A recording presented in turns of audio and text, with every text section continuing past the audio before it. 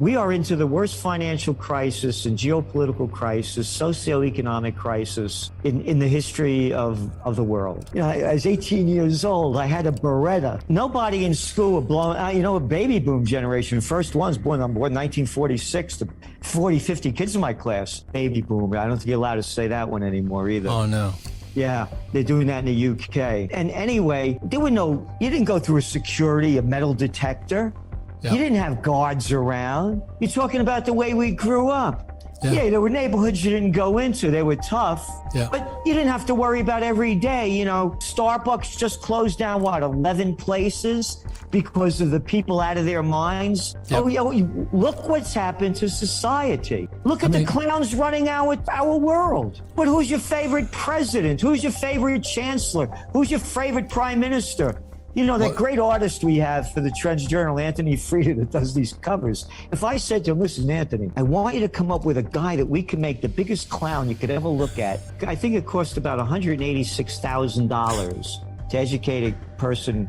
I shouldn't say educate him, to put into a government system from kindergarten to 12th grade. So now you're spending all that money, and what do? They get a job working at Walmart, getting a job driving a UPS or Amazon truck. What do? They work at Home Depot. Why did you send them to school all these years if this is the career they're going to have? They hated school probably. That's why they had the jobs they had. I hated every day of school. Me too. I got left back in the 5th grade, ran away from kindergarten, barely got out of high school. I'm just saying, the system, by their deeds you shall know them. We're spending almost $200,000 to educate somebody. You didn't have to go to school to work at these jobs. Well, that's the Trends Journal is about. We tell people what in the world is going on, what it means, what's next, and what to do. And of course, the motto is think for yourself. You don't have to do what we tell you to do. But the mainstream, all it is it's constant propaganda, and they never stop. And they're rookies. And by the way, I used to be on Oprah, the Today Show, Good Morning America, like you are. You're everywhere. You know what the deal is. I mean, you're working for the corporation, right. And they want you to say what they want you to say, and you got to be in the game. So what you're getting the system. And when it goes back to remember the Maine, the Hearst newspaper with the Spanish-American War. Right. And you go back to the New York Times. Saddam Hussein, he has them aluminum tubes. Well, we were wrong, but we'll tell that after we told the propaganda. We are into the worst financial crisis and geopolitical crisis, socioeconomic crisis in the history of the world. And now, with them raising interest rates, inflation continued to skyrocket. What the COVID war did is unprecedented. It's incalculable, the damage it's done. It killed the lives and livelihoods of billions of people. Right. You mentioned about what's going on in Sri Lanka. How about exactly what you said? It's the New World Disorder. It's going on all over. Yeah. When people lose everything and they have nothing left to lose, they lose it. And they've lost everything. Look at all the businesses just in America that have gone out of business. What, a third of the dry cleaners? Gone. What's office occupancy rate? Depending on what you look at in the metro areas, it's around 40%. You mean it's 60% lower? No more happy hours.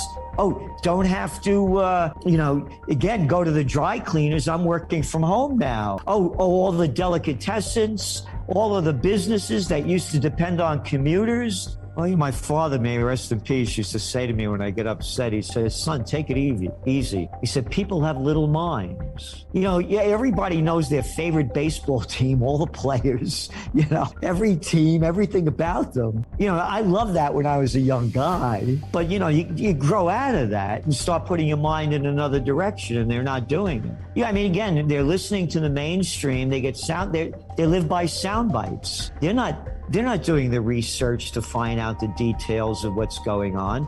And you talked about the Chinese communists. How about bringing China into the World Trade Organization by Bill Clinton? And they came in two weeks officially after 9/11 when nobody was looking. And you look at China's GDP, like from 1970 and then 2001, a straight line up. Oh, and all our jobs that went over to communist China. Oh, the communist China that we used to make fun of, where the people wore masks and they could lock down anything they wanted to do and tell you what to do. Oh, and we're going to follow that path. I'm the mayor, I'm the governor, I'm the senator. We're going to lock you down. The Chinese way, you must obey. Welcome to America. Well, you know, the big issue is inflation. And again, the economy was artificially injected with all this monetary methadone to keep the money junkies high. Everything should have crashed in 2020 when they locked down most of the country and most of the world. Right. And it's just artificially boosted up with record low interest rates and countless trillions of dollars pumped in by the government. And now with inflation, and they kept, lying about it or being stupid, whatever you want to decide. First, it was temporary, and then it was transitory. They lied about it. You're looking at the EU with what, 8.6% in inflation rate and negative interest rates minus a 0.50. In the United States, where you have the inflation rate just came in at 9.1, and it was temporary and transitory. So they're going to keep raising rates. The higher rates go, the deeper the economy goes, the deeper the markets go. End of story. And you're looking what happened over in Canada. Recently, they just raised rates 1%. It's a freak show. We have mentally ill people running and ruining our lives.